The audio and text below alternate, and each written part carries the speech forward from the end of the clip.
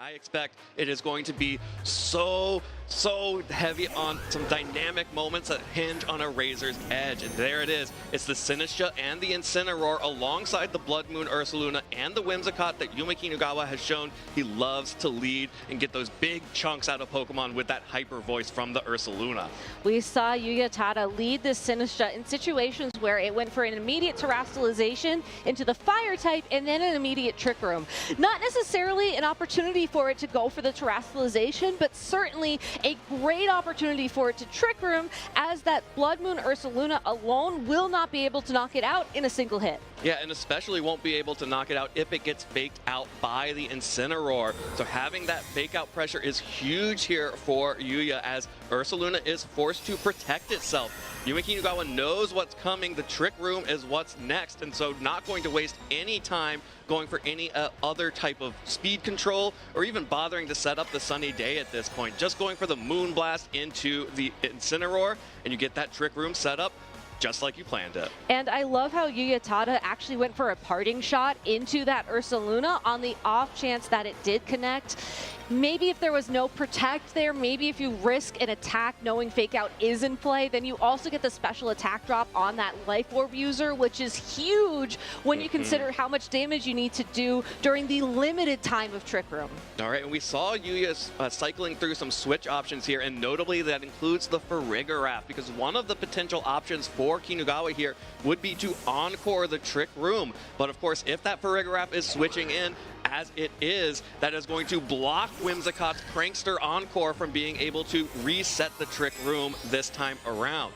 Instead, Kinugawa is just going to go for an immediate terrestrialization on that Blood Moon Ursaluna that is now normal type, which means it's about to take a chunk out of all of the Pokemon on the field. And this is what this team does best. We'll have to take a Matcha Gotcha first, but there's a lot of damage coming in the future. Yeah, that's a cute amount of damage, Sinistcha. Let me show you what real damage looks like with this Terranormal boosted Hyper Voice. No KOs right now, but that is huge damage onto these two Pokemon that are key, bulky cornerstones of Yuya Tada's team. And I think most importantly here, the Whimsicott free to go on the offense to follow it up with a Moonblast to ensure that Sinistcha looks like it's still in range for a KO after a second Hyper Voice. Just assuming that the Farigiraf could be present, Encore maybe not the safest play. You just have the amount of damage you need to have that be your answer to a Trick Room user. Yeah, and I love this answer to the Trick Room from Kinugawa.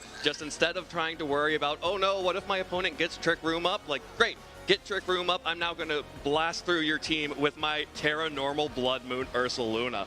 And that is just softening up all of these Pokemon for a potential eruption in-game in the back. And that's exactly what Yuma Kinugawa's team wants to do. Ursaluna Blood Moon is the first attacker. Hisuian and Typhlosion typically the second. But there's the start of the show right there. That's what everyone was waiting for. Flamigo out on the field now, taking the place of the Whimsicott. So Kinugawa can save the Whimsicott for the future.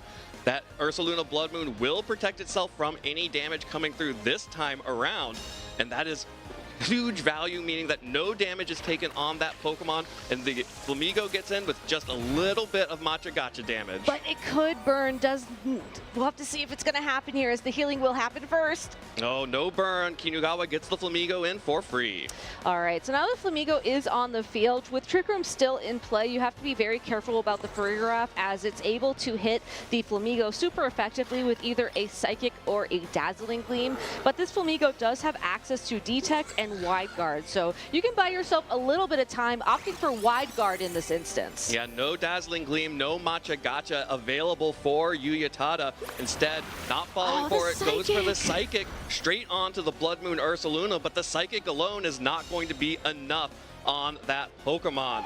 That means that this Ursaluna is going to get to finish off both of these Pokemon as the Matcha Gotcha goes into the Wide Guard, and another Hyper Voice. A big scream coming out from the Blood Moon Ursaluna, and all the Pokemon on the field faint. A great use of the wide guard from Yuma Kinugawa as well there, because had the Farigiraf targeted down the Flamigo with the Psychic, a single target attack to pick up the KO, now that the Focus Sash it's holding had been broken, we would know that the Ursaluna would be perfectly fine to fire back that Hyper Voice. So ultimately, Yuya Tada making the correct call to try and double into the Ursaluna Blood Moon, just lacking the amount of damage to take it out. And this is now really scary for Yuya Tada. Both of the Trick Room setters have fainted. That means that Kinugawa is going to be in complete control of the speed as soon as Trick Room ends. So Yuya Tada needs to get as much as possible out of these last turns of Trick Room.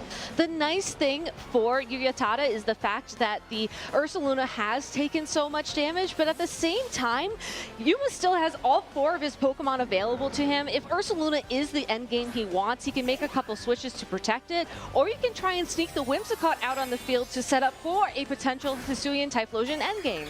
Or even a Flamigo endgame by switching that Pokemon out. Of course, both of the Pokemon left on the field, the Ursaluna and the Incineroar, will both fall to Flamigo's close combat. So Kinugawa now protecting the Blood Moon Ursaluna for one more turn here, and the Whimsicott will be the Pokemon that takes all of the damage here. Not taking a risk as well, following up a wide guard with a detect, which is not guaranteed to work. Yeah, and the wide guard would have worked, but of course the fake out pressure making sure that that was not an option. So the sacrifice of Whimsicott is not in vain. It is totally useful for Kinugawa to save that Flamigo for this turn. And honestly, the Whimsicott did what it needed to do in this game number 1. It provided the encore pressure to force the Farigiraf onto the field. Yeah, Sun would be great if it is going to be the Hisuian Typhlosion in the back, and you know, Moonblast would add up after a while, but it really is, again, the Flamigo that has the biggest threat here with those close combats as Yuya Tada forfeits game number 1. The power of the Flamigo, it's too intimidating, and it causes Yuya Tada to forfeit that first game. And wow, what a masterclass put on by Yuma Kinugawa in that set. It felt like Yuya had no opportunities whatsoever to get into that game. Exactly, and it was because of how Yuma Kinugawa revealed his Pokemon throughout the set. You started out with the Whimsicott and the Ursaluna to threaten huge damage immediately with those Terra Normal Hyper Voices, which Yuya had no way to stop other than that fake out on the Incineroar. And then as soon as you had the opportunity to get Flamigo in safely enough, all of a sudden you revealed your secret attack, your special Pokemon that really will close out the matchup. And by the time that Flamigo was revealed, Yuya had lost a majority of his resources needed to take it down. And I just don't know how Yuya bounces back from this. The Trick Room mode, I don't see a way that you can safely get it up at all and actually make use of it, because Kinugawa was the one who actually made the most use of the Trick Room in that first game. So there must be another option here. Yuya might have to try to match Tailwinds and play the weather game, or maybe that Archaludon has some space to threaten that Blood Moon Ursaluna, which really did all of the work. It's such a tough spot to be in, because on paper, if it wasn't for the Flamigo and the Typhlosion, Archaludon would be a great piece to have. If you can get the rain up, Electro Shot would certainly help with the Flamigo, and Body Press with enough stamina boosts would help with the Ursaluna, but then you would probably want to Terrastalize at some point so that maybe you're not as threatened by a close combat, let's say, but now you're a Grass-type Pokemon staring down a potential Choice Specs boosted Eruption. So there's really no great out for Yuya if you think about it purely on paper. I think he has to bring the right pieces to the board, so a Pelipper adjustment I think is almost mandatory at this point in time, but whether or not you reveal it really is going to come down to if you're able to knock out the counters to that Pokemon, because if you're not able to get the alignment, I think Yuma Kinugawa just has so much of an advantage because of how the matchup looks on paper. Yeah, the other option, if you feel like your matchup is so bad in the semifinals, is maybe you go for just a heavy read gameplay. You try to read Yuma Kinugawa's soul and know exactly what he's doing and counter it every step of the way, which, look, if you could do that, do that. The time is now. The moment is here. And here we are in game 2 of our semifinals. It's just the Whimsicott and the Ursaluna once again versus the Incineroar and Sinistcha from Yuya Tada this time around. Last time we did see that the Ursaluna went for the Protect, so maybe there's an opportunity to use that passive play to make a more aggressive play this turn 1. There is, but you also have to remember that it was the parting shot that was targeting down the Ursaluna Blood Moon. And think about how much damage it did after that initial turn when Trick Room was up with the threat of Encore onto the opposing Sinistcha. Yuya Tada could certainly play around that, but I do think you try and land that parting shot a second time just to neutralize the Ursaluna Blood Moon by that little bit. Okay, well, Kinugawa is going to make an adjustment here. Brings out the Incineroar, which we did not see in that first game. So a new Pokemon out on the field for Kinugawa alongside the Ursaluna. Here comes the Terastallization from the Ursaluna, so not going for the passive play of Protect, instead going on the offensive, and that does open up the Ursaluna to that parting shot. It does, but it will have to attack first, except it's slower. No, it's slower than that Incineroar. Parting shot goes off first. The Ursaluna will take a special attack drop while Yuya Tada gets to decide what Pokemon do you want to tank whatever this Ursaluna is about to send at you? Well, if you think about historical 2-game 1, Hyper Voice seems like the most likely option here, but it's Blood Moon! Oh, that's the Blood Moon coming out from the Ursaluna straight onto the Sinistcha, and it survives thanks to that parting shot. What an incredible prediction from Yuya Tada, just staying the course, hanging on with just enough health to eat that citrus berry to set up Trick Room for your own Ursaluna, and now all of a sudden you are in the driver's seat for this match. Absolutely, this is a much better position for Yuya Tada than in game 1. Still has the opportunity to bring in the Farigiraf to counter the fake out pressure from the Incineroar on the other side, and given the speed interactions here and the type of team, if this Ursaluna is slower on Yuya Tada's side, now all of a sudden Yuma Kinugawa's Ursaluna is afraid of a Hyper Voice or a Blood Moon from its counterpart on the other side. I think we're going to see a reversal of what we saw in game number 1 with some big damage coming out on the field. Another one-hit KO. That is on the Incineroar, knocking it out in one shot with the Earth Power. But that means that Yuma Kinugawa is able to continue to fire off attacks with this Blood Moon Ursaluna.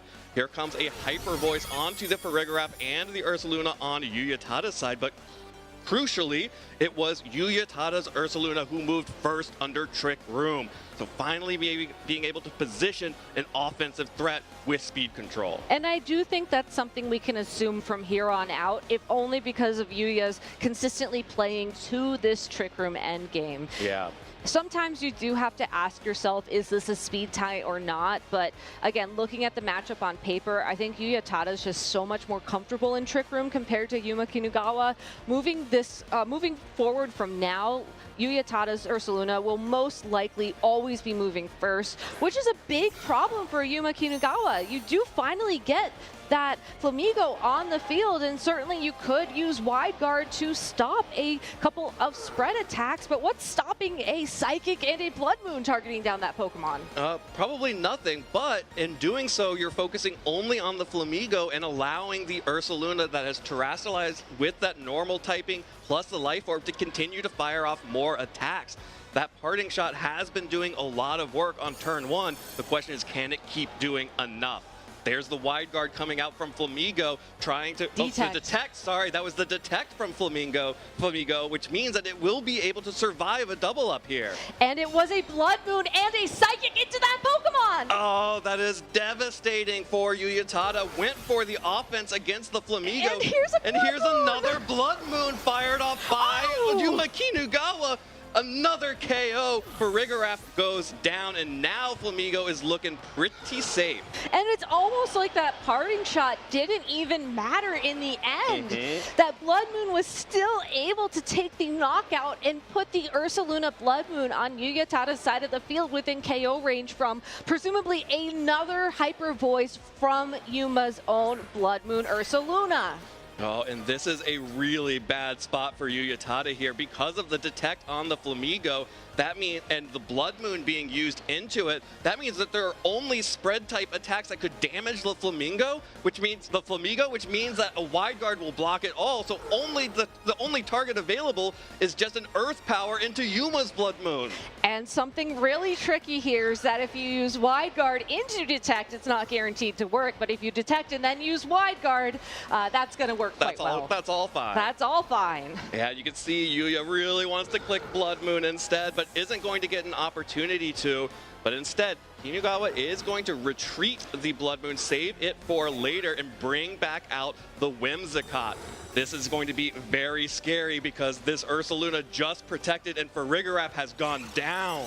There's that wide guard, so no Machagachas this time around, but Yuma Kinugawa using the same strategy we saw in game number 1, but here's an adaptation, not being able to attack. Sinistcha going for a life dew to heal itself up alongside of that Ursaluna Blood Moon. So Yuya Tada buying himself a little more time to get through this match, but time is also the name of the game in terms of Trick Room turns here. And if he runs out of Trick Room turns, I think Yuma Kinugawa is going to be able to just outspeed and outwin. Yeah, and there's nothing this Ursaluna can do here. An Encore will just lock it into Protect. This Sinistcha will only be able to Machagacha for damage. You can't even Rage Powder it away because Whimsicott is a grass type. And you could also Encore into Life Dew if you were really worried. I don't necessarily recommend that, but it is another option to consider here. There's so much going in Yuma's favor. Yeah, and that means that Ursaluna is going to have to retreat here and try to make something happen with the Incineroar, but you don't even get to intimidate Flamigo because of its Scrappy ability. Sinistcha is trying to protect that Pokemon from any damage on this turn by going for the Rage Powder, but it is now going to be locked into Rage Powder. So Whimsicott did go to try to lock into the Life Dew, but that just means that Sinistcha is tanking this close combat. But I think that is okay for Yuma Kinugawa because now that it is locked into Rage Powder, you know that it's only going to be able to use that move. Now, Trick Room has not expired yet, so we still have a little bit more time here for Yuya to find his footing. But if Sinistcha does not break out of this Encore before Trick Room ends, and Yuma's able to knock that Pokemon out, again, Yuma Kinugawa will have the speed control and will still have the offensive advantage. There's so much going in his favor. Yeah, Kinugawa is completely in control of this match. Will be retreating the Whimsicott for Ursaluna Blood Moon once again. That Pokemon is going to come back out and potentially threaten even more damage once this Trick Room has ended.